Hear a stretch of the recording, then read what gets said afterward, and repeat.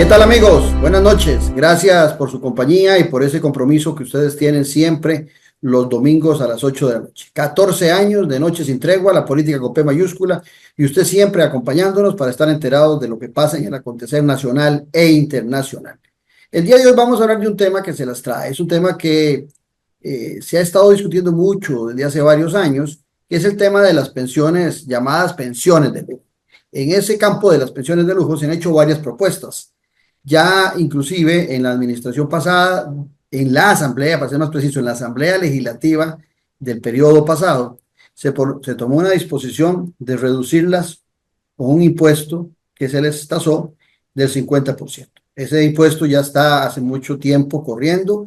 Esas pensiones que superaban los 2.200.000 ya están tasadas con un impuesto. La gente sigue viendo el monto bruto, pero no el monto neto de esas pensiones llamadas de lujo. Pero ha habido una propuesta del Poder Ejecutivo en relación a que ninguna pensión supere aproximadamente el 1.700.000. A sabiendas de que en el caso de la Caja Costarricense de Seguro Social no hay una sola pensión de lujo. Las pensiones de lujo se dan en otros regímenes. Lo que sobra en la Caja Costarricense de Seguro Social son pensiones paupérrimas, muy débiles, muy bajas.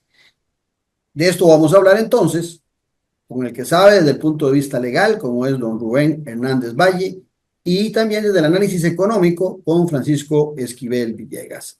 Don Rubén, como siempre, agradecerle su presencia aquí en Noche Sin Tregua.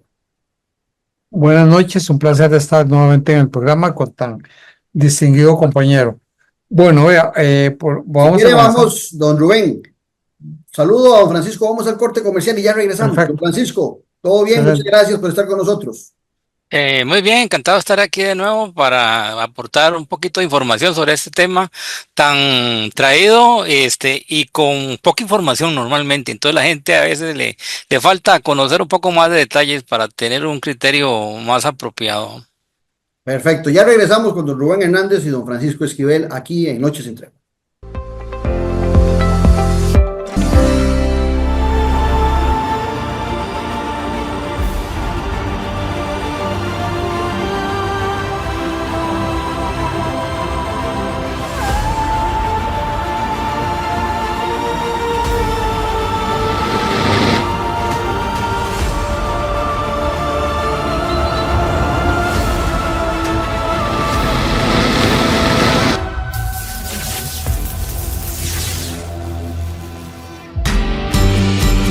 A la venta, el nuevo libro del politólogo Claudio Alpizar Otoya, Gobernabilidad y Gobernanza, Fuentes del Desarrollo Democrático de la Nación.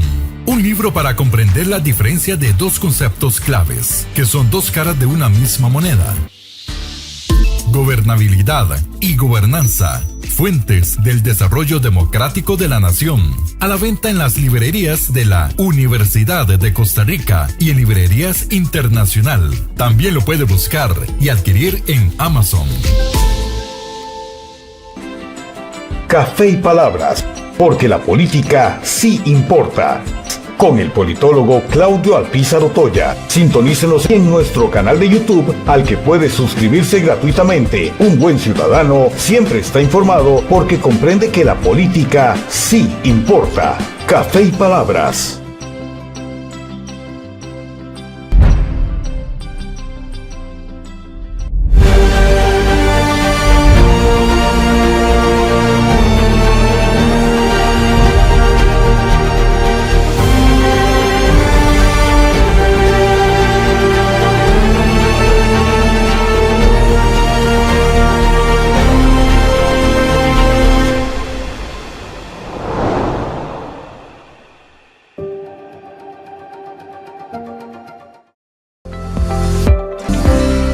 Gracias por mantenerse en nuestra sintonía y de inmediato al tema, porque hay mucho que hablar de un tema muy interesante y el tiempo siempre nos gana. Don Rubén Hernández, desde el punto de vista legal, usted ha dicho que el proyecto presentado por el Poder Ejecutivo no solamente está mal redactado, sino que es inviable. Cuéntenos a los costarricenses, usted como conocedor no solo de las leyes, sino del derecho constitucional, ¿por qué es inviable desde el punto de vista legal este proyecto? Bueno, primero debo hacer una aclaración y es que yo estoy de acuerdo con que se eliminen las pensiones de lujo. A mí me parece que es un abuso Creo que los y que tres no estamos debieron haber existido. Ese es de un punto. acuerdo. Segundo, la Constitución es muy clara en el sentido de que solo puede haber un régimen, que es el de la caja.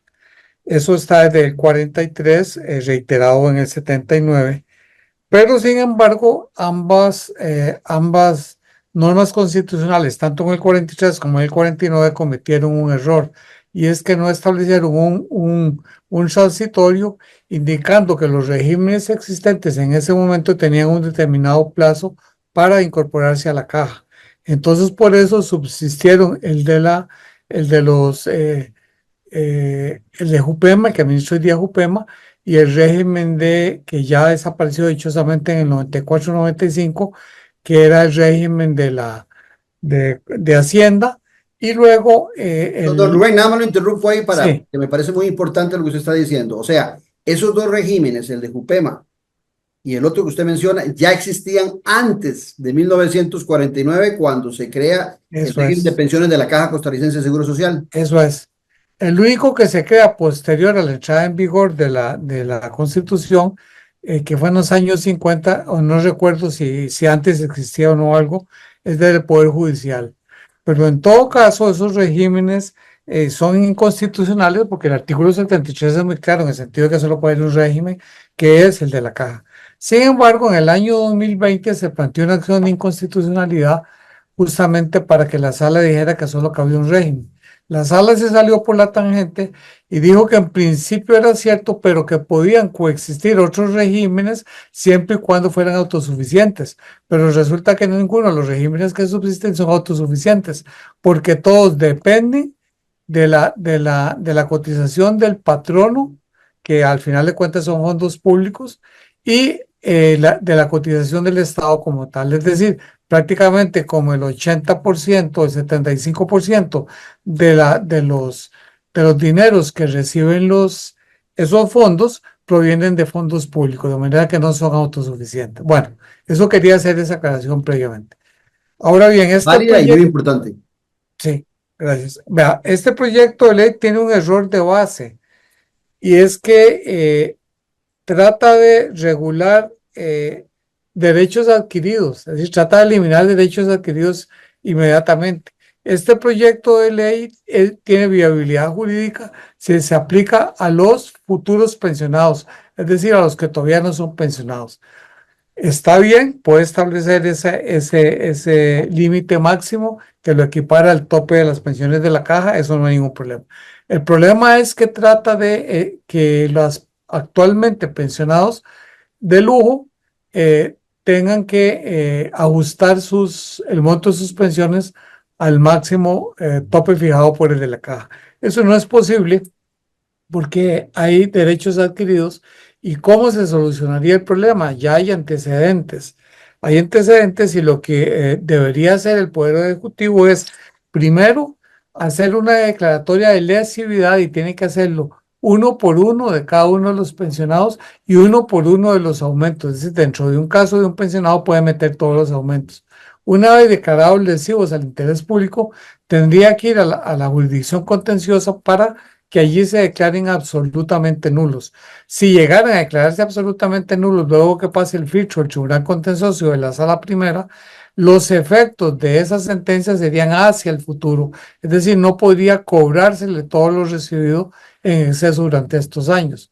Pero el problema es que para poder solicitar o hacer esa declaratoria de lesividad, porque el acto está viciado en nulidad absoluta, y desde el punto de vista legal, no hay ninguna ilegalidad porque todos esos aumentos se decretaron al amparo de leyes que estaban vigentes y eran válidos en su momento.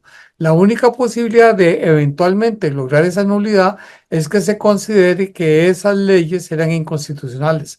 Eso le iba a Entonces, preguntar. tendrían entonces primero que plantear la inconstitucionalidad. Si la sala declara que es inconstitucional, entonces hacer los declaratorios de lesividad y luego ir al contencioso.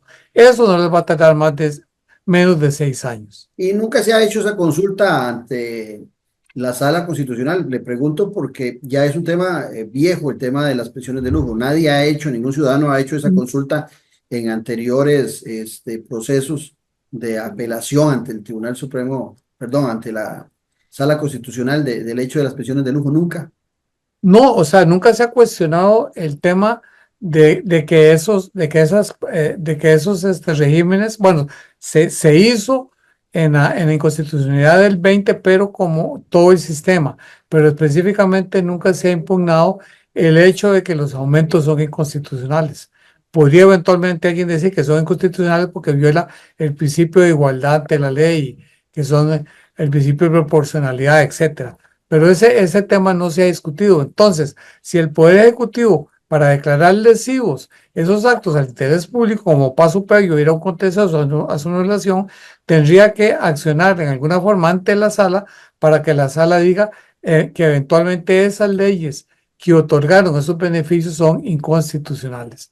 Entonces, pero ahí no hay una garantía de que puedan aplicarse retroactivamente, porque normalmente la sala, con base en el artículo 91 de la Ley de la Jurisdicción Constitucional, declara la inconstitucionalidad de una norma con efecto retroactivo, dice, salvo derechos adquiridos de buena fe. Y posiblemente aquí diría que todos esos funcionarios adquirieron los derechos de buena fe, porque en ese momento esa era la legislación aplicable. Entonces yo creo que jurídicamente eso no tiene viabilidad. Estaba oyendo al presidente el lunes pasado que habló ante la Corte Interamericana y decía que le iban a hacer una consulta en poco tiempo acerca de eso. Pero el error es que ya procesalmente no lo pueden hacer. La consulta tendrían que haberla planteado antes de presentar el proyecto de ley. ¿Por qué? Porque si presentan ahora la consulta, la Corte Interamericana la va a declarar inevacuable porque dice que no pueden meterse a un asunto que ya está en la corriente legislativa interna del país. Sería interferir sobre los órganos internos. Las veces que se han hecho consultas de convencionalidad que ha hecho el gobierno de Costa Rica, inclusive sobre posibles reformas a la Constitución, se han hecho antes de presentar los proyectos a la corriente legislativa. De manera que la eventual consulta que presente el Poder Ejecutivo va a ser inevacuable porque la están planteando en un plazo que no corresponde. ¿Por qué? Porque debieron haber aguantado el proyecto de ley y presentar primero la consulta de convencionalidad. Pero independientemente del camino que se tome, me queda algo claro que usted acaba de decir, el tema de los derechos adquiridos, o sea, ya sea a nivel internacional que se haga la consulta ante la Corte Interamericana o ya sea a nivel interno en la Sala Constitucional, los derechos adquiridos siempre son respetados. Y le agrego a este comentario y consulta que le hago también. Tal vez si le explica a los oyentes por qué cuando se aprobó en la Asamblea Legislativa pasada un impuesto de un 50% para todas las pensiones que superaban, creo que eran los 2.200.000, ¿por qué no pudo ser más? ¿Por qué se quedó en 50%? Eso porque hay un convenio de la OIT, no recuerdo el número en este momento, que establece que dice que las pensiones se le pueden hacer rebajo a las pensiones por cualquier concepto. Ahí entraría impuesto de renta, contribuciones especiales como las que se establecieron en el gobierno anterior, pero que el monto total de estas deducciones no puede superar el 50% del salario bruto, perdón, de la pensión bruta. Entonces, hasta ahí pudo llegar el poder. Entonces, hoy día, prácticamente todos los pensionados de lujo están recibiendo el 50% del monto nominal que les fue asignado originalmente. Entonces se dice, bueno, yo conozco el caso de una señora que tiene, creo que es la pensión más alta, una señora de apellido López, porque ella tiene la pensión de ella como profesora universitaria y el marido que al fallecer le pasó a ella. Creo que son 14.200.000 colones. Ahora recibe 7.100.000 colones, excepto en diciembre que sí el aguinaldo sí se entrega entero, ahí sí recibe los 14.200.000, pero en realidad esa pensión de 14 millones se convirtió en 7.200.000, y entonces las pensiones de 10 millones se convirtieron en pensiones de 5, las de 5 en 2.5 y así sucesivamente. Entonces es importante aclarar eso porque normalmente se usa de mala fe decir los montos brutos, pero no se dice los montos netos, los que efectivamente recibe el pensionado. Y es importante también aclarar que hay otros impuestos, otras cargas sociales, como por ejemplo los pensionados que no son de la Caja Costarricense de Seguro Social, están obligados a seguir pagando por Todos. enfermedad, ¿verdad? Siguen cotizando a la caja, ya no para pensión, pero sí para el Sí, tema todos. de enfermedad. Eh, Vamos de inmediato con Francisco Esquivel. Francisco, hace algunos días vos hiciste un trabajo, un artículo muy interesante, donde analizaste el proyecto de ley presentado por el gobierno para regular estas pensiones de lujo.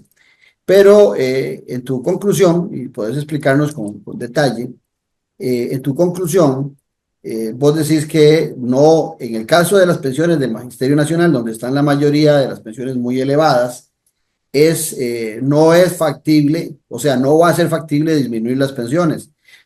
Tomando también un acuerdo internacional de la OIT, si no me equivoco, vos haces también referencia de que hay un límite porcentual que haría que las pensiones inclusive superen los 4 millones de colones. Sí, es correcto. Primero, quiero comenzar exactamente con la misma aclaración de don Rubén. Yo estoy en contra de las pensiones de lujo, eso está claro. Lo que uno está criticando es podríamos decir, adefesios que se presentan como proyectos de ley o leyes ya aprobadas, como es el caso de la 9796 aprobada durante la administración Alvarado. Hay que distinguir eso, ¿no? Entonces, porque a veces uno comienza a decir, mire, esto no funciona por esto. Ah, entonces está de acuerdo con las pensiones de lujo. No, no, no, no, no. Lo que pasa es que lo hacen mal. Entonces, por favor, o sea, pongámonos en orden, hagamos bien las cosas, ¿verdad? Ok. Y otra aclaración antes de entrar en el detalle, para darle continuidad a las cosas que planteó don Rubén, que me parecen muy interesantes. Si uno comienza a ver el detalle una por una, y yo tengo algunas bases de datos, digamos, de las pensiones, eh, es interesante notar que si uno diría, ¿cuántas pensiones muy altas, por poner algo, 7 millones o algo así, brutas, ¿va? Existen, no más de 100. Y si le consideramos las deducciones, esas pensiones significarían una erogación para el fisco, digamos, de unos, que estimé yo hace unos días, unos 6.000 millones de colones al año. Eso, el común de las personas diría, uy, qué bárbaro, 6.000 millones, qué montón de plata, pero ubiquémonos, 6.000 millones en Costa Rica significan una milésima del gasto del Ministerio de Hacienda. O sea, eh, tenemos, Es mucha plata en mi bolsa, pero muy poca en el Estado. sí, y es importante por lo siguiente, porque incluso la misma sala cuarta ha tomado decisiones, por ejemplo, acá está rechazando en los últimos meses sistemáticamente una serie de recursos de amparo y otros de inconstitucionalidad contra la ley 9796, aprobada hace 5 años. Y uno de los argumentos que da es no podemos aprobar que se otorguen beneficios que vayan contra la estabilidad fiscal, lo cual es falso. Y se lo hemos retirado. Yo personalmente he estado en audiencias y lo he reiterado ahí frente a los magistrados. Esto no tiene impacto fiscal y como decía mi abuela, les entra por un oído y les sale por el otro, ¿ah? Porque ya no sé de qué manera lo vamos a explicar, ¿verdad? Eso no justifica las pensiones de lujo. Lo que tenemos que hacer es corregirlas, digamos, por razones éticas, morales, etcétera, ¿ah? No justo, digamos Porque que haya. hay mucha gente, Fran, te interrumpo ahí, hay mucha gente, y te interrumpo porque es importante aclarar lo que dice. Es que con esas pensiones podríamos aumentar todas las pensiones de la caja y tendríamos, Sí, bueno, primero son recursos que se manejan en diferentes estamentos, regímenes. en regímenes, y en segundo, Sí. sería una gota de agua para mejorar los regímenes de la caja costarricense Sí, social. y en eso el oficialismo, antes como movimiento para la presidencia y ahora ya montados en zapote, han utilizado esa tergiversación. Es la misma lógica que usaba Bukele en El Salvador cuando era candidato. Bukele tenía una frase que decía, la plata rinde cuando no se la roban. Y todo el mundo le creyó y felices, y por eso vamos con Bukele y toda la cuestión va en aquella época. Sí. Entonces, digamos, fiscalmente no hay impacto significativo. Usted le puede bajar 6.000 millones al gasto del gobierno y está bien, qué bien, se ahorró 6.000 millones, pero eso no va a reducir el déficit fiscal que tenemos en estos momentos alrededor del 3,5% respecto al PIB. Entonces, eso es fundamental, digamos, entenderlo. ¿Por qué? Porque se utiliza el tema de las pensiones de lujo para hacer circo.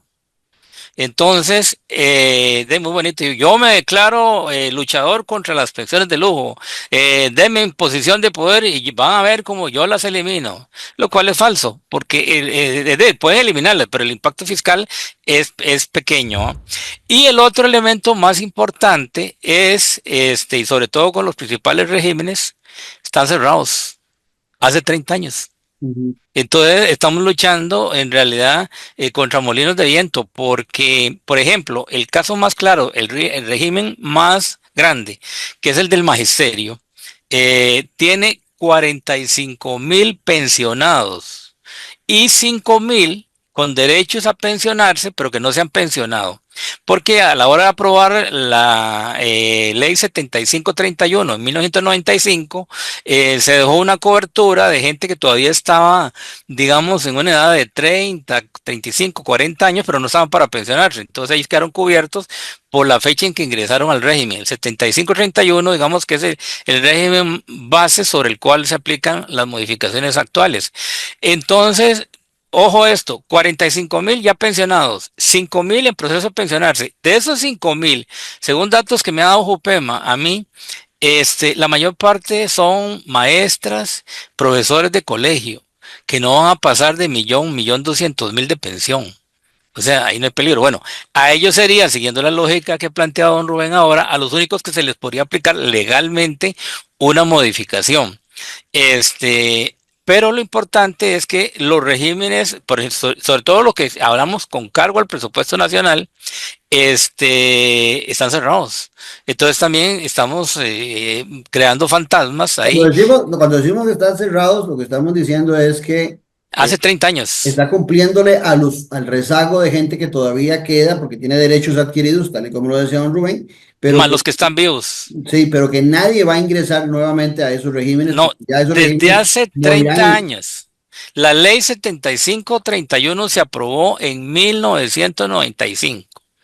Los maestros recordarán, porque lo dicen, la vapuleada que nos dieron en Avenida Segunda cuando protestamos por esta ley. en el gobierno de José María Figueres. Sí, Bueno, no quería decirlo, no vamos a hacer, digamos, enredos políticos, pero sí fue en ese momento, ¿no? Y ahí se cerró, quedaron cerrados. Claro, queda ese rezago. Recuerdo que mucha gente que iba a continuar tenía que pagar más por cotización y entonces muchos decidieron pasarse a la caja y no seguir en el viejo régimen del magisterio para no pagar más. Efectivamente. Y ahí entonces hago una pequeña precisión a lo que estabas mencionando. En la ley 7531, hace 30 años, se estableció un régimen de cotización adicional. Primero, se establece una cotización pareja para todos los que están activos, más los pensionados, del 16% sobre el monto del salario o la pensión, según sea el caso. Eso es lo que se conoce como el famoso artículo 70. Y se agrega un artículo 71 que establece una tabla progresiva de un impuesto solidario que comienza desde el 35% y puede llegar hasta el 75% del monto, dependiendo de los tramos, digamos, de la pensión, ¿verdad? No es que a toda la pensión se le va a cobrar 75, sino que comienza de 2 a 3, cobramos 35, de 3 a 4, cobramos 45, y ahí va creciendo. Para mí, en este momento, frente al caos que existe, es lo mejor. Porque varias veces me han preguntado en presentaciones, ¿y qué harías vos? Derogo la 97, si quisiera, digamos, con seriedad la Asamblea Legislativa actuar, derogo la 97-96, derogo el cuento del 50% aunque yo sé que es acuerdo de la Sala Constitucional, el 50% no es de la pensión, es de la totalidad de las deducciones, ¿va? Y obviamente no apruebo esta chanfaina que acaban de presentar el gobierno, o sea, no lo aprobaría. ¿Qué es lo mejor? En el caso del magisterio, volver a la 7531, que tiene una escala progresiva sin límite. Lo que pasó con la ley 97-96 y lo reforzó el fallo de la Sala Cuarta es que le pone un límite de 50% a la cotización y ahí aparece lo que mencionaba don Rubén ahora, una pensión de, digamos, 8 millones quedan 4, una de 10 quedan 5, etcétera. Ahora, a vos que sos el economista de nosotros tres, en la caja los montos se reducen de pensión, se aumenta las cotizaciones, se aumenta la edad por un problema de solvencia, de falta de recursos en la Caja Costarricense de Seguro Social. En el caso del Magisterio Nacional, recuerdo haber entrevistado a su actual director en este mismo programa y él nos daba los datos de que el régimen del Magisterio Nacional es autosostenible por 100 años a la fecha, lo cual no podemos decir de la Caja Costarricense de Seguro Social. ¿Cuál es tu comentario al respecto? Bueno, la 7531, bueno, hay que hacer un pequeño antecedente que es fundamental y normalmente la gente no lo conoce.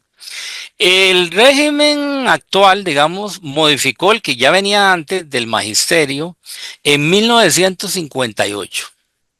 Ahí se estableció, digamos, el régimen como tal que tenemos ahora. Incluso todas las leyes que han modificado se refieren a la 2248, creo que es la de 58. Ahí se estableció, acorde con el 73 de la Constitución, el concepto de la cotización tripartita. Trabajador, Estado y patrono y Estado. ¿Ok? En el 58. ¿Qué pasó en el 58 en adelante? Estamos hablando del régimen del magisterio. El gobierno nunca aportó ni ha aportado un solo colón. Así como lo oyen, ni un solo colón en casi Pero, 70 años de existencia. pero Los únicos que comenzaron a cotizar en el 58 y como por 12, 14 años eran los docentes. ¿Va? viene ahí quiero unir esto que estás diciendo con lo que decía don Rubén antes. El régimen de pensión del magisterio existe antes que el régimen de la Caja Costarricense de Seguro Social. Sí, sí. Pero me estás diciendo que del 58 a la fecha el Estado no ha aportado nada, pero sí hubo una época del 49 al 58 donde aportó algo el Estado a esas pensiones del magisterio.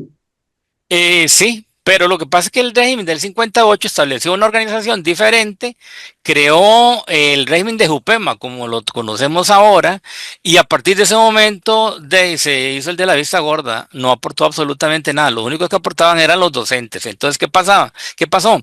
Se fue acumulando un fondo pequeño, ¿ah? En los 70s, a propósito de la creación de las nuevas universidades en esa época, la UNA, el TEC, etcétera, al gobierno se le planteó cómo hacemos para financiarlo. Y hubo ahí un presidente, su expresidente, digamos, que dijo, muy típico de su forma de ser, para resolver los problemas, facilito, tomemos el fondo de Jupema prestado para financiar inicialmente lo que hoy conocemos como el FES. ¿Ah? Y en 1 o 2 años lo devolvemos. Estamos hablando de inicios de los 70s. 50 años han pasado. Hablando del gobierno de don Pepe Figueres. Sí, bueno, tampoco quería más. No, a mí sí me gusta ubicar las cosas en tiempo. Bueno, sí. Han pasado. Cogieron los dineros de Jupema para financiar el FES. Sí. Pero ahorita, en 2 años se los devolvemos. Llevamos 50 años esperando. Nada. Entonces, ¿qué es lo que pasó? Esto es muy importante, sobre todo porque uno oye voces populistas, tergiversadoras en la Asamblea Legislativa, ¿ah? Que dicen, qué horror que haya que coger fondos del Estado para pagar las pensiones del magisterio. Muy sencillo, si no hay fondo. O sea, obviamente si no hay fondo hay que tomar de la caja única todos los meses, más un poquitito que se deriva de estas cotizaciones que hemos mencionado para pagar las pensiones, pero no hay un fondo. Y menos va a haber un fondo si hace 30 años lo cerramos. Un sistema de pensiones... Se cerró quedando el Estado debiéndole al sistema de Jupema millones. Sí, y además al cerrarlo hace 30 años ya no entra más gente, entonces no cotizan. Entonces es un fondo condenado a la muerte. Entonces, de hecho, en la ley de 75 o 31, ante el caos que hemos mencionado, dice, bueno, hagamos una cosa. Los que están ahora y algunos más que les vamos a dar unos ciertos años para que puedan acogerse a esta ley, van a quedar en lo que llamamos régimen transitorio de reparto. Esos son los 45.000 que están pensionados ahora, más 5.000 que están esperando el momento de pensión. Pero qué interesante, Francisco, porque ese régimen que acabas de contarnos, y al final de cuentas es una forma en que el Estado le está pagando aquel montón de años donde donde tomó los recursos de Jupema, de los profesores y maestros, y nunca los reintegró. Entonces, de alguna manera está está pagando lo que en algún momento tomó como prestado. muy parcialmente, porque estudios de Jupema revelan hace unos 3 o 4 años que si se mantiene, Jupema ha mantenido el cálculo como si el Estado hubiera pagado cuáles habrían sido los fondos y hace una especie de estudio actuarial, y Jupema hace unos 3 o 4 años tenía estimado que la deuda del Estado con el magisterio es de 5 billones de colones, más grande que la de la caja. O sea, es cierto, está pagando las pensiones y de alguna manera devuelve algo, pero está debiendo 5 billones de colones. ¿Va? Yo tengo una propuesta técnica que la hemos planteado en varios lados, que es proponerle, claro, uno le dice esto a Hacienda, inmediatamente de tal infarto, pero yo tengo una propuesta técnica para que el Estado vaya devolviendo a paguitos en 5 años o 6 años ese fondo. Si ese fondo se le devuelve a Jupema, Jupema puede, con ese fondo, más lo que cotizan los 45.000, seguir pagando las pensiones y el Estado se olvida de las pensiones del magisterio. Ahora, pero quiero hacerte una aclaración. Lo que dijo el señor Arias en tu programa de la sostenibilidad no es del régimen transitorio de reparto. Es del régimen de capitalización colectiva, porque en el 95, la 7536 lo que hace es, bueno, vamos a separar los viejos acá, los que estaban en ese momento, más algunos que quedan con beneficios. Y los nuevos, a partir de ese momento, hace 30 años, pasan a un régimen de capitalización colectiva, que es el que existe hoy, más fuerte, más poderoso. Hay 100.000 afiliados en este momento al régimen de capitalización colectiva y es el régimen más solvente del país. Creo que con una reserva actuarial alrededor de los 4 billones de colones. Efectivamente, el señor Arias, cuando planteó eso, tiene toda la razón, pero para el régimen de capitalización colectiva, no hay que confundirlo con el régimen transitorio de reparto. Para ir con don Rubén, porque me has dado también luces para varias preguntas para don Rubén, pero antes, en ese régimen, no en el viejo, no en el de reparto, la pensión más alta, normalmente es de profesores universitarios, ¿a qué monto puede llegar? Creo que si acaso a 2 millones, si acaso a 2 millones, porque la mayor parte son del Ministerio de Educación, o sea, de primaria y secundaria, y no, los sueldos no llegan a tanto. Entonces, los profesores universitarios ya no están teniendo esas pensiones de lujo que se llaman popularmente. ¿O si hay posibilidades? Sí podrían, pero la ley 7531 estableció un tope para todas las pensiones bueno, en términos técnicos, un salario de profesor, de catedrático con 30 anualidades y régimen exclusivo. Eso da 4 millones de colones. O sea, las pensiones, esa es otra parte de las mentiras que se han dicho. Eso es terrible que se asignen pensiones de 8 y 10 millones, falso. La 7531 estableció un tope, 4 millones de colones, solo que la gente vuelve a ver por otro lado para no decir la verdad. Okay. Entonces, ese es el punto. Ahorita volvemos al cálculo que vos hiciste, pero voy con don Rubén. Sí. Tú me diste muchas luces, como decía antes. Don Rubén, bien lo decía ahora Francisco. En este régimen de pensiones de lujo no afecta las finanzas, el fisco del país, y los tres estamos de acuerdo en que no deberían existir, pero si no existieran, o sea, tampoco se salvó el país en el sentido de las finanzas públicas, porque bien lo decía el economista Francisco Esquivel, que es si acaso llega un pellizco de las cuentas. Sin embargo, Francisco decía algo muy importante, que creo que nosotros tres y a quienes nos están oyendo, nos hace oponernos a las pensiones de lujo. Es la indignación que sentimos cuando hay ese tipo de pensiones. Usted nos decía antes que cuando se aprobó en el 49 la Constitución y se incorporó a la Caja como institución autónoma en esa Constitución y se incorporaron el tema de las pensiones en la Constitución, se habló de un solo régimen. ¿Existe posibilidad hoy en día de que tengamos un solo régimen de pensiones? Y por supuesto que muchos desearíamos que ese régimen de la Caja funcionara con la calidad de que Carlos Arias, y que cuando lo invité a este programa nos dijo, de la sustentabilidad que tienen el régimen del magisterio. Porque también, si le planteamos a la gente, ustedes van a ir todos a la Caja, pero empiezan a cuestionarse, como hoy en día muchos jóvenes dicen, no, hombre, ¿para qué? Ni pensión voy a tener. Dicen que la Caja cada vez la disminuye, cada vez los años aumentan. Bueno, en general, eso es un comentario adicional a la pregunta.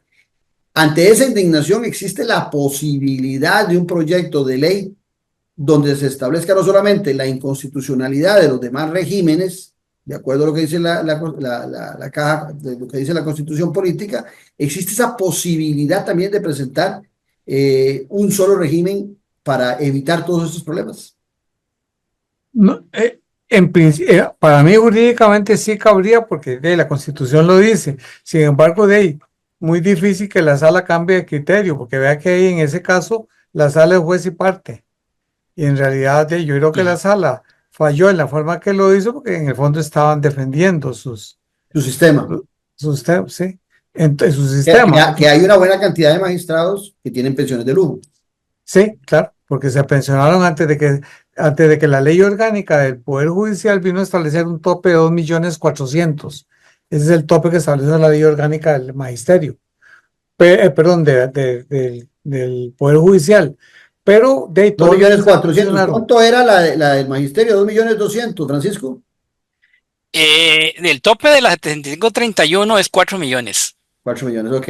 El Poder Judicial, perdón, el Poder Judicial es 2.600.000, perdón, ya. 2.600.000, ok.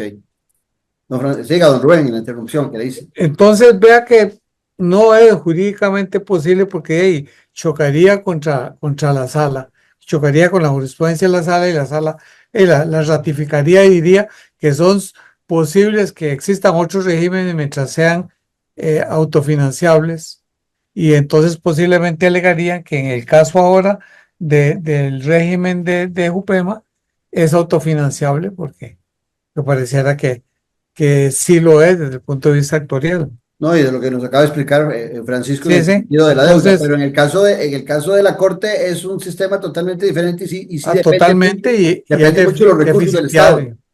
Es totalmente deficitario. Inclusive vean que los trabajadores de la Caja, del Poder Judicial pagan como 14 o 15%. Eso es lo que contribuyen. Mientras tanto que los trabajadores de la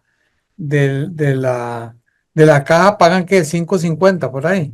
Hay una diferencia enorme. Inclusive este proyecto de ley es uno de los defectos que contiene, que le baja la pensión y los equipara a todos los, digamos, ya, entre comillas, pensionados de lujo al tope de la Caja, pero no les baja la cotización.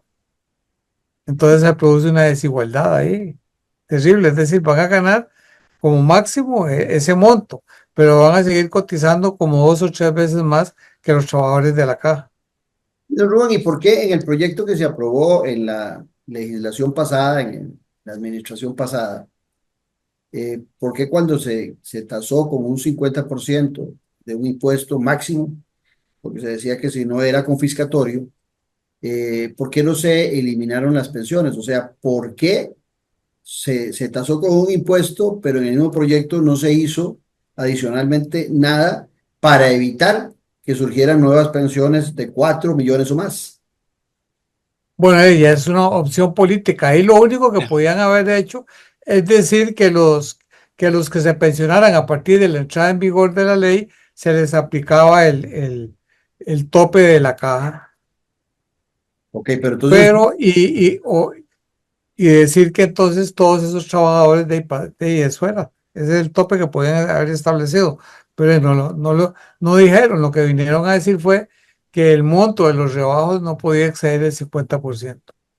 Y don Rubén, aquí mismo, no existe, porque eso es otro tema constantemente que repiten muchos en redes y la gente, ahora lo decía Francisco, manejan mucha desinformación. No existe ningún mecanismo legal, a menos que sea dictatorial, que permita que las pensiones que tienen derechos adquiridos y que se mantienen sobre los 2 millones, más, hablemos diferente, sobre el 1.700.000 de la caja, sean obligados todos esos regímenes a solo dar 1.700.000 igual que la caja. No existe legalmente Sí. ninguna posibilidad de hacer eso. Sí, ya lo dije, es declarándolo lesivos al interés público que tendría que hacer el Consejo de Gobierno y luego ir a un tribunal contencioso para que decrete la nulidad de todos esos aumentos. Pero el problema es, Por un tema de inconstitucionalidad, nos dice usted antes. sí, por legalidad es muy difícil porque las leyes de eran, esos derechos se adquirieron al amparo de leyes que eran válidas y vigentes en ese momento. Lo único que podría alegarse eventualmente es que esas leyes eran inconstitucionales porque establecían regímenes discriminatorios y violaban el principio de proporcionalidad, pero previamente la sala tendría que declararlo. Tendrían que accionar ante la sala para que lo declare inconstitucional con base en esa declaratoria. Entonces, hacer los procesos de lesividad y luego ir al tribunal contencioso para que los anule y eso va en apelación a la sala primera. Y ahí, eso dura 6, 7 años, ¿no? No es lo que usted decía anteriormente también. Estos magistrados que tomarían esa decisión estarían maltratando los beneficios posteriores que van a tener cuando se pensionen. Ellos mismos estarían pasando una guillotina y en ocasiones no existe esa grandeza en muchos de tomar ese tipo de decisiones. Claudio, Ajá. para complementarlo, don Rubén, sí hay un método ya en la parte económica para, digamos que, recortar sustancialmente esas pensiones altas. Que sería eliminar mucha alcahuetería, incluida la 97-96 del régimen de Carlos Alvarado, del periodo de Carlos Alvarado, y los últimos fallos de la Sala Cuarta, estableciendo sus límites. ¿Cuál es la forma? Derogando todo lo que hay y volviendo a la 75-31, que establecía unas tasas muy altas para pensiones altas. Por ejemplo, había una pensión con el régimen viejo, bueno, con el de hace 30 años, que cumplió con toda la legalidad y que se estaba aplicando hasta hace 5 años. Pensiones muy altas de 10, 11, 12 millones quedaban en 4 millones y medio. No solo el 1.700.000, ¿verdad? Pero sí quedaban con eso. Ahora, ¿qué pasó con la 97-96? Aprobada hace 5 años.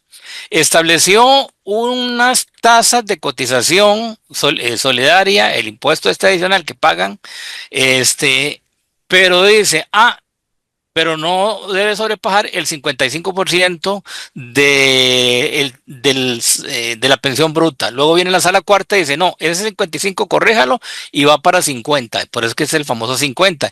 Y hay una visión ahí de que dice, es que la gente cotiza hasta el 50, no.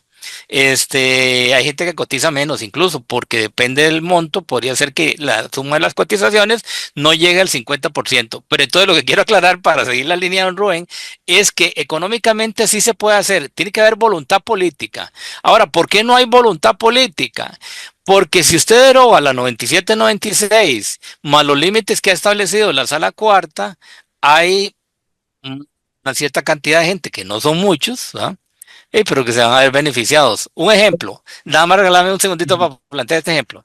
Al aprobarse la 97-96, ese es un tema que no estamos viendo ahora, pero bueno, lo refiero rápidamente. Al aprobarse la 97-96 hace 5 años, eh, eh, eliminaron la tabla de la 75-31 de hace 30 años. Y la hacen supuestamente, según la diputada que lo formuló, según la diputada Yorleni León y según el Ejecutivo y una serie de asesores, va a ser progresiva y los más altos van a pagar más. Falso. porque la ley establece ese tope de 50%. Entonces, ¿qué es lo que pasa?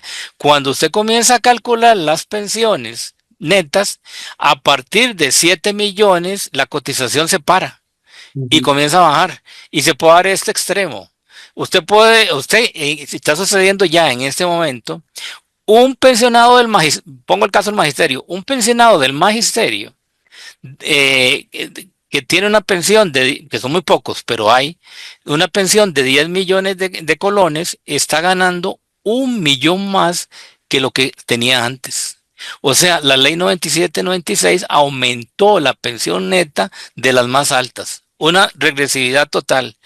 Bueno, Ahora, lo interesante es que esto se le ha planteado a la sala cuarta y lo ha rechazado.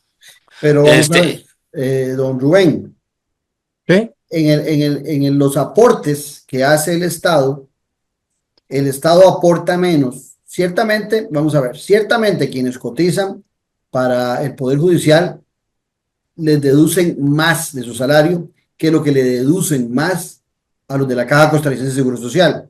Digamos que ahí está bien, si van a tener una pensión más alta, pues que paguen más. Pero viene aquí otro tema que le quiero plantear a usted. En el caso de la Corte Suprema de Justicia, el Estado aporta más y en el caso de la Caja aporta menos. Desde la visión igualitaria que debe tener el Estado costarricense, ¿no es también esto inconstitucional? ¿No es promover la desigualdad desde el Estado, aportarle más a un régimen que a otro? Debería el Estado aportarle lo mismo a todos los regímenes y a aquellos que se quieren pensionar con más, como en el caso de la Corte Suprema de Justicia, pues sí, que desde su salario aporten más, pero no es el Estado el que tiene que aportar. No, sí, estoy totalmente de acuerdo. Por eso es que lo lógico y el constituyente tuvo razón, solo hay un régimen de financiación tripartito que es igual para todos. Ahí se evitan todas las discriminaciones y desgraciadamente, como no se estableció esa disposición transitoria para dar un plazo para que todos se incorporaran al de la caja, tenemos el problema actual. Pero evidentemente, desde el punto de vista jurídico, eso es lo correcto. Es decir, que todos coticen lo mismo y que tengan el mismo tope. Y en este momento, oyendo a Francisco, hay 100.000 pensionados en el magisterio y 375.000 en la Caja Costarricense de Seguro Social. No sé cuántos habrán en el Poder Judicial. Debe ser anda por los 20, 30,000. 30.000, ¿ok? Esa sería la totalidad. Estamos hablando de 500.000 de costarricenses pensionados en estos tres regímenes. No hay ningún otro. Y quedan ahí los poquititos de los Hacienda. regímenes con cargo al presupuesto nacional, ferrocarriles, Hacienda, etcétera, que siguen Imprenta nacional. imprenta nacional, en fin, hay un montón, Sí. pero poquitos, registro civil, etcétera, son poquitos que quedan como residuo. Conforme se vayan muriendo, va a ir desapareciendo eso. ¿Ah? Claudio, pero si quieres, No, de una vez, pero antes, solo un comentario corto. En una lo que decía don Rubén, que exista solo un régimen, que solo sea el de la caja, por cuestiones económicas y demás, en una población que se envejece cada día más, y cada día más la población adulta mayor tiende a aumentar y las pensiones, por supuesto, tenderán a aumentar en cantidad de personas pensionadas. Francisco. que si querés vemos, porque quien nos está oyendo probablemente era de Francisco, dijo que él había hecho un análisis y demostraba que era el proyecto de ley del gobierno publicado la semana pasada, demostraba que no funciona. Si querés, dedicamos los últimos minutitos un poco a ver Dale, esto. ahí voy a incluir un cuadro que vos hiciste, lo vamos a incluir para que también sea orientación. Ok, ¿qué es lo que pasa? En el circo de la semana pasada, el miércoles, se dice, bueno, estamos presentando, y fue un circo, porque así fue, se presentó la hoy, ahora exministra de Presidencia, se presentó con una cantidad enorme de páginas ahí a la Asamblea Legislativa, con las cámaras de los canales de televisión oficialistas, enfocándola, y se hace todo un show. Estamos controlando las pensiones de lujo, no van a pasar de 1.700.000. Y efectivamente, si uno lee el proyecto, hay un artículo que dice se establece como tope máximo a la pensión neta, no a la bruta, porque la bruta, como decía muy bien don Rubén, no se puede tocar. Pero entonces establece un tope a la pensión neta de 1.700.000. Ok. Viendo la lámina esa que mencionamos, se podrá ver, yo hice un gráfico ese que ustedes están viendo en la lámina. Francisco, otra vez nada más para aclaración de los oyentes. Ese monto es el de la caja, o sea, en la caja no hay un Sí, solo pensionado de lujo. Es buscar que en los otros regímenes se acerquen a la pensión de la caja. sí, que es 1.765.000 colones, ok. Entonces yo tengo un pequeño modelito matemático que lo tengo desde hace 5 años con todo este alboroto del régimen transitorio de reparto, ¿va? Para calcular esto. ¿Va? No es que esté con esto superando el aporte de Pitágoras ni nada por el estilo, pero sí un pequeño modelito matemático, digamos, que me permite calcular, porque hay mucha gente que llega y me pregunta, mira, ¿y qué será con mi pensión? ¿Y qué será con esta? O otros que me preguntan otra cosa. Te dice el modelito y el modelito funciona perfectamente. Tanto así que Jupema tomó la idea y si ustedes van a la página de Jupema, en estos momentos ellos tienen otro similar que se puede bajar para que el pensionado de Jupema pueda calcular las deducciones, porque la gente no tiene muy claro qué le están deduciendo. Bueno, entonces hicimos el cálculo y comienzo a ver, digo, 2 millones de colones, sí, efectivamente, lo limita a 1.700.000. 3 millones de colones, sí, efectivamente, lo limita a 1.700.000. 4 millones, sí. Pero cuando calculo 5 millones, resulta que da 2 millones. Le digo, pero ¿cómo es esto? El proyecto de ley no era para establecer un tope en 1.700.000. Bueno, 5 millones queda una pensión neta de 2 millones. 10 millones queda una pensión de 4 millones. 15 millones, una pensión neta de 6 millones. Pero no me dijeron en la conferencia de prensa que no iba a haber pensiones mayores a 1.700.000. No, es falso. ¿Por qué? Porque resulta que el proyecto de ley establece otra chineazón. Dice que no deberían existir. Eso es precisamente lo interesante. Casa Presidencial está reproduciendo las pensiones de lujo. Dice que las va a controlar, pero con el proyecto de ley las está reproduciendo. Porque entonces introduce un artículo que dice, eso sí, el tope de 1.700.000 se puede aplicar siempre que, ojo, la pensión neta Un asterisco no dice, esté aplica restricciones. sí, aplica una restricción, dice, siempre que la pensión neta no esté por debajo del 40% de la pensión bruta. Pero lógicamente, vea un cálculo rápido que puede hacer cualquier oyente. ¿Cuál es el 40% de 10 millones? 4 millones. 4 millones. Ya solo ahí se volaron el tope completamente, ¿va? Entonces, es un tope ficticio. ¿Y qué es lo que sucede? Otra desigualdad. Están haciendo que recaiga lo fuerte del tope sobre las pensiones menores. Cierto que son altas, pero digamos son menores, de 4 millones para abajo. De 5 millones para arriba las protege y las reproduce. 2 millones, 4 millones, 6 millones. Entonces es falso lo que dijo el circo. O sea, no están estableciendo un tope de 1.700.000 para todos. Para unos sí, las pensiones más bajas, pero las más altas no. Y esto tiene que ver un poco con lo que decía don Rubén. Esto viene desde que la Sala Cuarta estableció el límite del 50% de deducciones, es pues y parte, ¿va? Ellos mismos establecen un poco el freno para que no les vayan a recortar mucho las pensiones cuando se pensionen los actuales integrantes del Poder Judicial. Ahora aquí establece este otro, claro, muy interesante. Eso no lo dicen, sino que nada más hacen el show y toda la cuestión y dicen que es 1.700.000, pero entonces es falso. Ahora, conclusión, porque nos quedan pocos minutos. Reitero lo que mencionabas ante la pregunta que le decías a don Rubén. Y la respuesta de don Rubén clarita, es político. Muy sencillo. ¿Quieren arreglar esto? O por lo menos hacer que la gente con pensiones más altas cotice más. Deroguen la ley 97-96 y deroguen todas estas chineazones, una establecida por la Sala Cuarta y otra en este proyecto de ley, y vuelvan, por lo menos en el caso del Magisterio Nacional, a la ley 75-31. Y entonces ahí ustedes van a ver pensiones de 8, 9, 10, 11 millones, pagando 1 millón más de lo que están pagando en este momento. Eso se podría hacer, digamos, perfectamente. Y yo creo que con un poquito de voluntad, tratando de homologar más al régimen de la caja, del IBM, puede haber una discusión nacional un poco más seria de qué debe ser una pensión máxima, incluyendo el IBM. Porque el 1.700.000 está establecido ahí por la crisis financiera que tiene la caja. Pero la pregunta es, un adulto mayor de 70, 75 años, digamos profesional, que durante su vida profesional tenía el ingreso suficiente para comprarse las medicinas, tratamientos médicos, etcétera, al pensionarse podrá mantener esta posibilidad porque él estuvo cotizando sobre un salario muy alto. 1.700.000 es justo desde esa perspectiva, porque lo que está Sí. puesto ahí es simplemente por razón puramente financiera. Esa es una discusión que hay que dar, ¿va? ¿Cuál debe ser el tope? ¿Va? Y voy a adelantar de una vez un criterio, porque una vez un amigo me preguntó, bueno, y vos si tuvieras que poner un tope, ¿qué pondrías el tope?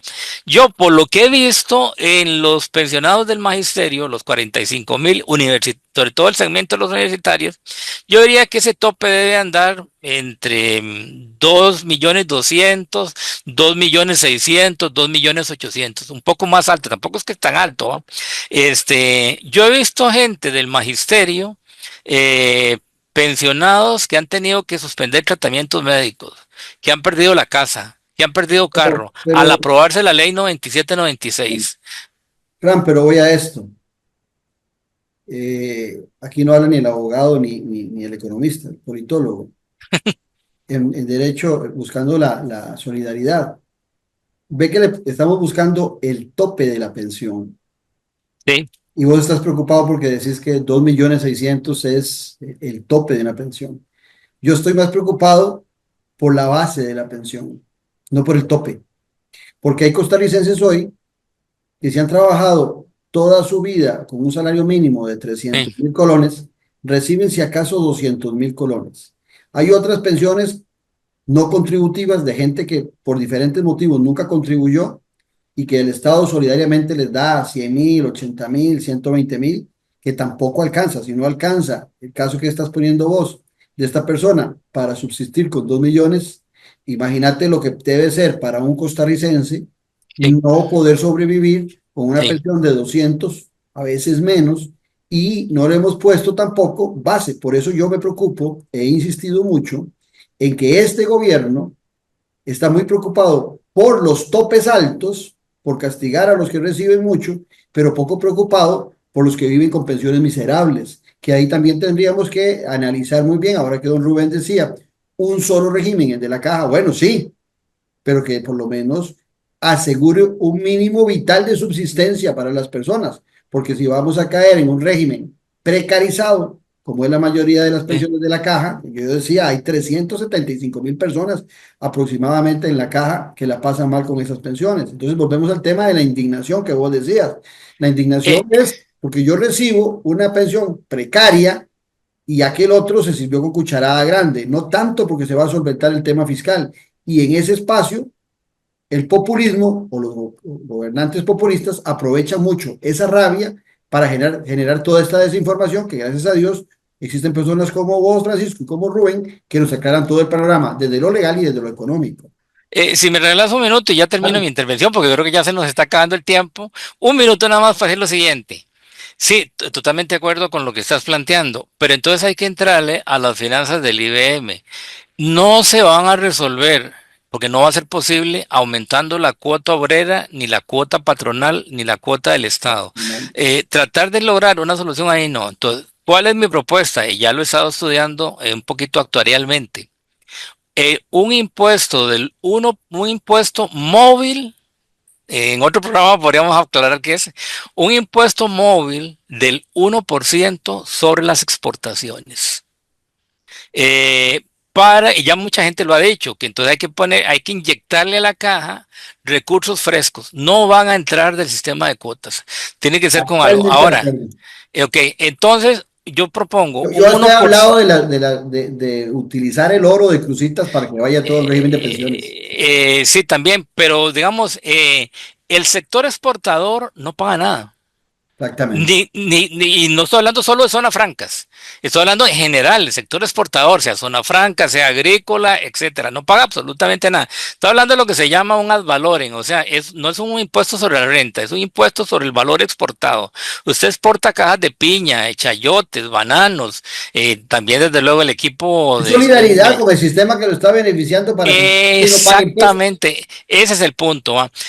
Y aunque parezca extraño, ¿Cuánto sería eso hoy? con solo 1%, sí, con solo 1%, porque lo que estamos exportando en estos momentos es una barbaridad, casi llega ya a los 20.000 millones de dólares.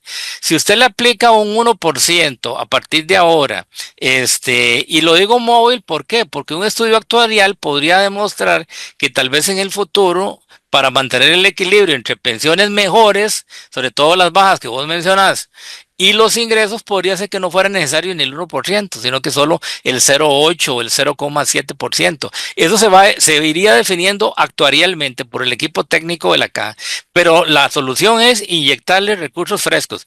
Y voy a terminar ya otros 30 segundos. ¿Dónde me aclaré de esto? Viendo el sistema noruego. No sé si ustedes saben cómo se financian las pensiones en Noruega.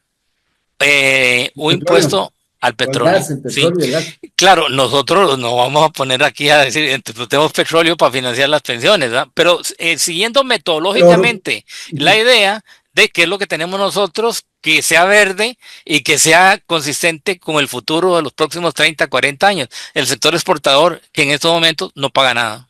De acuerdo, totalmente de acuerdo con esa idea. Don Rubén, su cierre. Pensiones, un tope de 2.600.000 en el Poder Judicial, en 1.700.000 en la Caja y en 4 millones en el Magisterio Nacional. Ahora bien, dejar claro, no son los maestros de escuela ni de colegio los que llegan a tener pensiones de 4 millones en el Magisterio Nacional. Para que la gente no confunda, más bien son los maestros y los profesores de escuela y colegio los que tienen congelados sus salarios hace muchos años, cada vez precarizándole más sus ingresos. Don Rubén, su cierre. Sí, no, evidentemente dentro de cada régimen hay unas inequidades. Es decir, evidentemente los favorecidos en el régimen de ¿cómo se llama? El magisterio son los profesores universitarios. Y no solo profesores, sino algunos funcionarios administrativos que devengan salarios exagerados. Y mucho de eso tiene que ver con la existencia de las convenciones colectivas. Ese es el origen de todas esas inequidades. Dichosamente, con la ley de empleo público ahora ya no se pueden celebrar convenciones colectivas en que se establezcan cuestiones salariales. Eso es muy importante y con el salario único, digamos, disparidades salariales se van a eliminar. Pero sí, evidentemente las existentes actualmente, muchas tienen que ver con convenciones colectivas. Entonces, no hay mientras en el problema que yo veo es que son derechos adquiridos, ¿sí? Sí. ¿Y cómo los quita? Es imposible. O sea, no hay que cortarlas para un futuro. Eso es, hay que arreglar hacia el futuro, lo que ya está. al máximo lo que se pueda hoy con las que existen. Sí.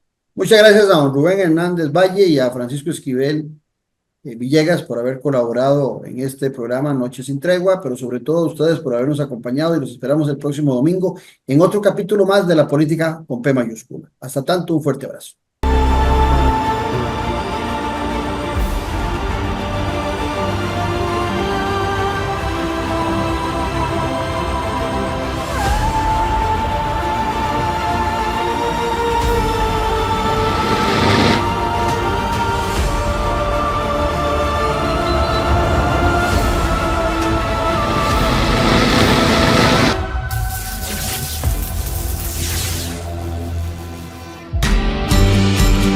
A la venta, el nuevo libro del politólogo Claudio Alpizar Otoya, Gobernabilidad y Gobernanza, Fuentes del Desarrollo Democrático de la Nación.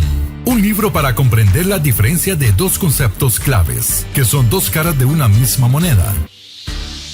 Gobernabilidad y Gobernanza, Fuentes del Desarrollo Democrático de la Nación. A la venta en las librerías de la Universidad de Costa Rica y en librerías internacional. También lo puede buscar y adquirir en Amazon. Café y Palabras, porque la política sí importa. Con el politólogo Claudio Alpizar Otoya. Sintonícenos en nuestro canal de YouTube, al que puede suscribirse gratuitamente. Un buen ciudadano siempre está informado porque comprende que la política sí importa. Café y Palabras.